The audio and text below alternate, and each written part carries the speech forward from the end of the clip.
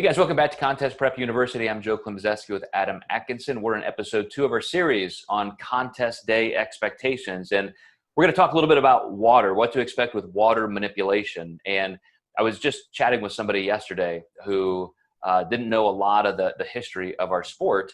And I was trying to explain to them just kind of the evolution. And I said, 20, 25 years ago, I was the first person to say, hey, don't cut water. Let's keep water in. And that was probably the first major contribution that I made to the sport in at least getting everybody to look at the physiology. So I want to talk to you, Adam, about both directions, because I have, as an amateur, before I learned any of this stuff, I used to go in super flat, dehydrated, and I had a certain look I thought I could rely on. But now, staying hydrated, I have a different look that is also actually more reliable. So when a client is saying, well, hey, Adam, once I do this with water, X or Y, I know I'm going to look better. How do you explain that manipulation? Yeah, I'm going to throw my pro Drew Collin under the bus about this because he was looking incredibly shredded before peak week. And he was just like, I'm so excited to drop water and see how I look. And I was like, hate to break it to you, but we're not going to do that. And believe me, if you're looking good now, don't try to overshoot it and do something that's actually going to make you look worse in the long run. So I had actually wrote some home training for him earlier this year and encouraged him to pick up some bands. I remember him saying, I feel like I can never get a pump with bands. He's like, I don't think this is going to work. Well, with COVID, we got a lot of experience working out with bands. And I said, the reason you're getting a pump now is because you actually have water in your body to distribute into the muscles. And I think had COVID not happened and we didn't have that experience, he might not have wanted to listen to me. So I just explained to him that way that, a lot of the reasons you felt flat backstage or couldn't get a pump were due to water. Of course, sodium, which we're going to touch on later.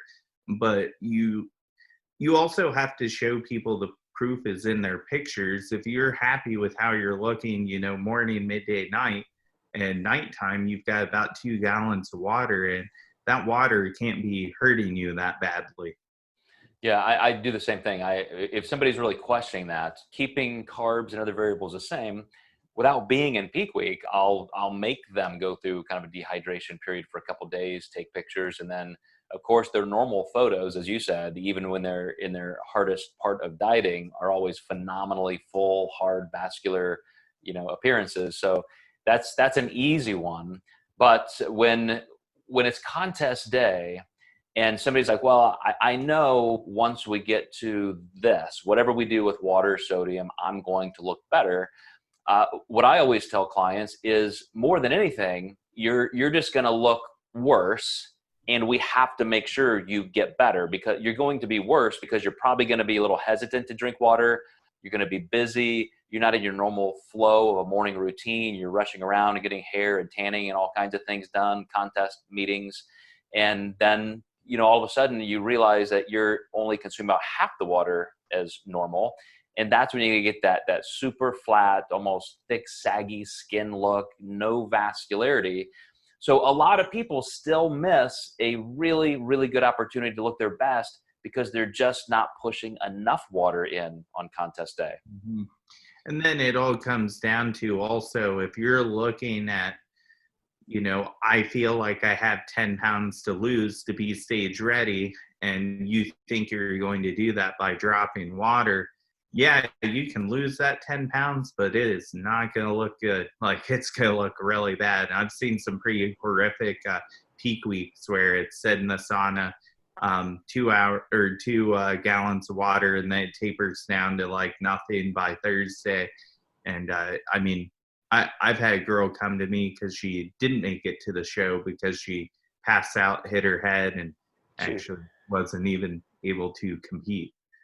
Yeah, I think this is one of the easier things to really understand as a competitor, because if you're taking photos or just noticing, like in the mirror at the gym, day to day, as you're getting toward contest day, once you're in that final 2 or 3 week period, just take note of those times when you look your fullest, your tightest, your most vascular, and then reverse engineer that. What have I eaten today? What have I had to drink? Go through all of that data. Look for the last 2 or 3 days to see if you can see any trends of those variables changing at all. But you will definitely see that you always look your best with enough water to stay that full, and that should be your benchmark. If you're going to rely on water for any kind of water manipulation to make you look better on contest day, it's going to be pushing it to the point of maximum fullness. And then what Adam and I are going to talk about next are things like carbs and water, or carbs and sodium, which will kind of direct where that water goes. So we'll hit those 2 topics next, guys. We'll see you in episodes 3 and 4.